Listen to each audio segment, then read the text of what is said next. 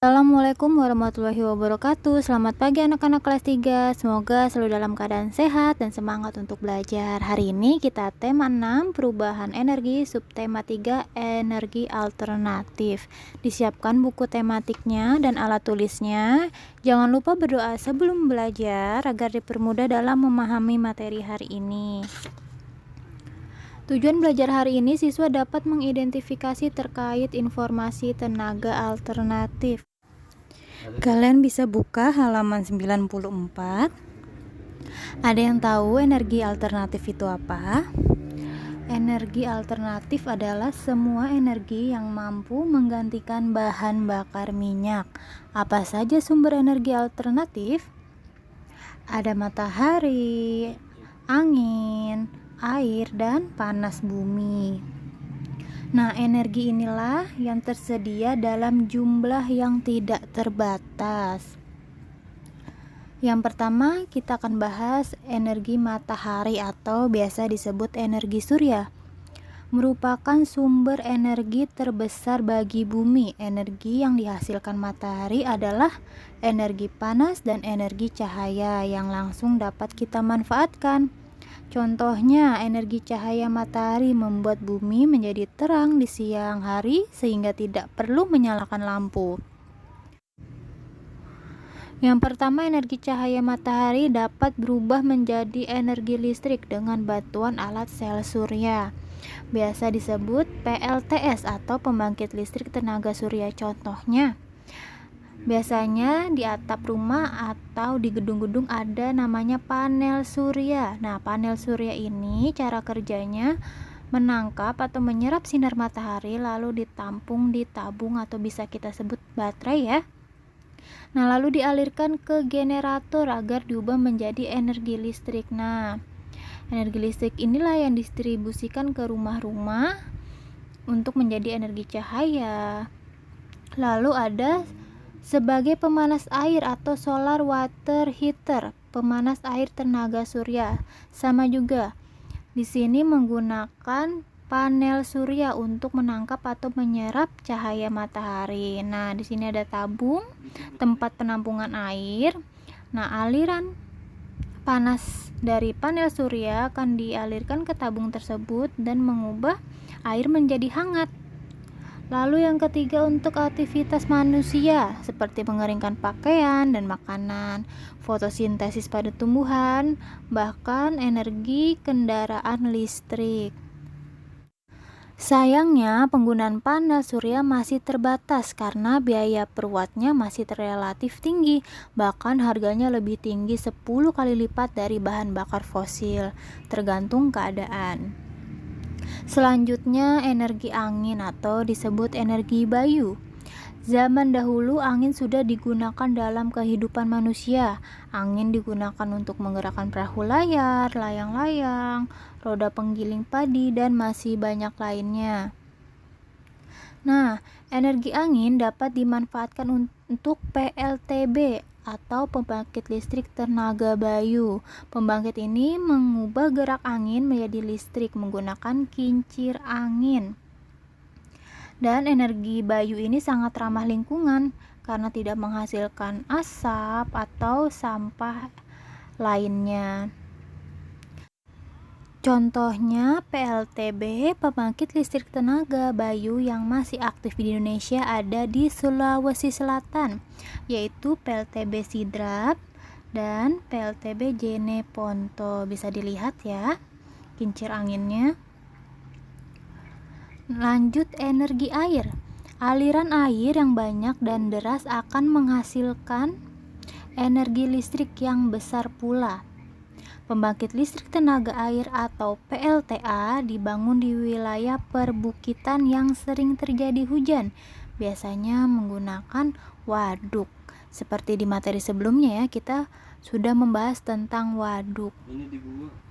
Nah, PLTA di Indonesia salah satunya PLTA Sigura-gura di Sumatera Utara dan PLTA Wadas Lintang di Jawa Tengah. PLTMH apa itu? Kalian bisa buka halaman 109. PLTH adalah pembangkit listrik tenaga mikrohidro, yaitu pembangkit listrik skala kecil yang menggunakan tenaga air sebagai tenaga penggeraknya. Nah, jika tadi PLTA skala besar, PLTMH ini berskala kecil. Yang digunakan apa? Yaitu ada saluran irigasi, sungai, atau air terjun alam dengan cara memanfaatkan tinggi terjun airnya dan jumlah debit air.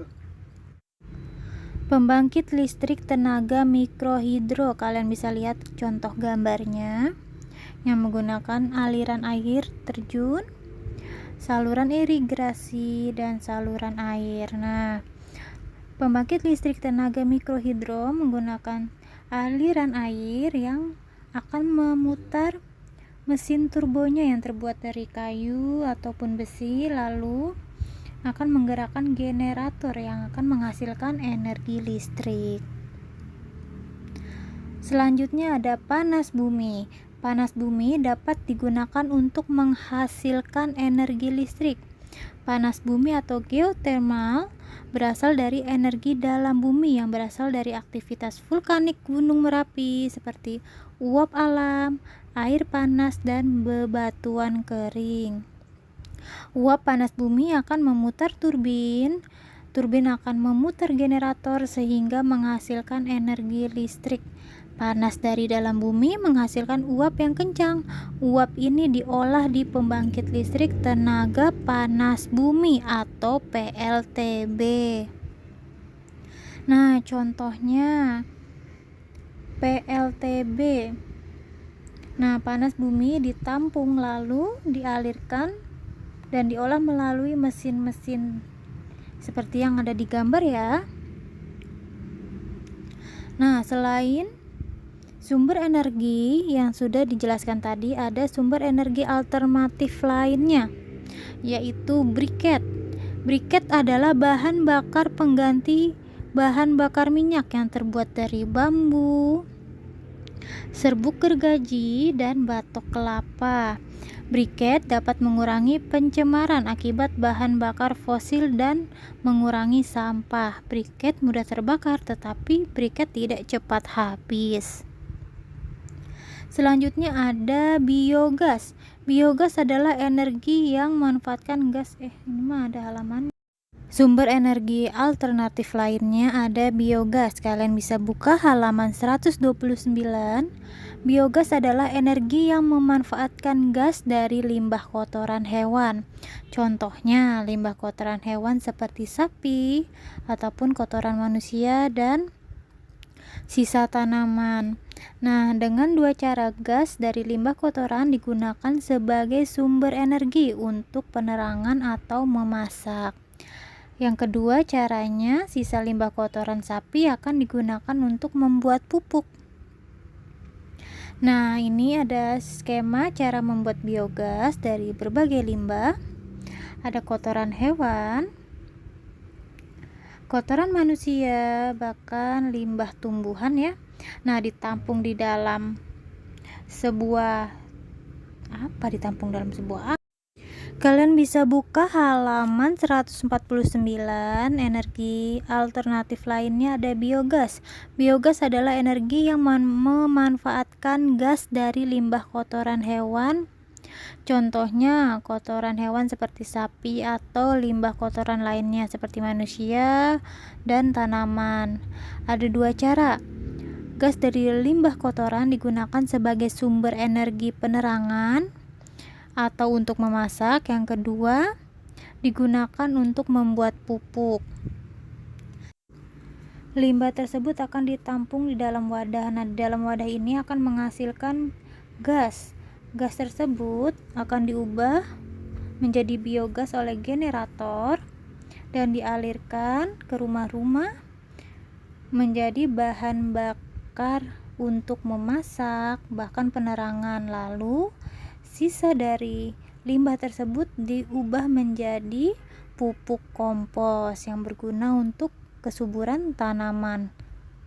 Setelah kita mempelajari macam-macam energi alternatif, apa saja keuntungan dan kerugiannya, Keuntungannya, energi alternatif lebih bersih dan tidak mencemari lingkungan. Tidak akan habis jika dipakai terus-menerus, berasal dari alam. Energi yang dihasilkan sangat besar, mengurangi kerusakan lingkungan. Nah, kerugiannya bergantung pada musim, membutuhkan teknologi tinggi dan membutuhkan biaya yang besar. Sekian materi hari ini, kita telah mempelajari berbagai macam energi alternatif dan bagaimana cara pengelolaannya. Jadi dicatat materinya, kerjakan tugasnya, jaga kesehatan, tetap semangat. Dari Ibu, terima kasih. Wassalamualaikum warahmatullahi wabarakatuh.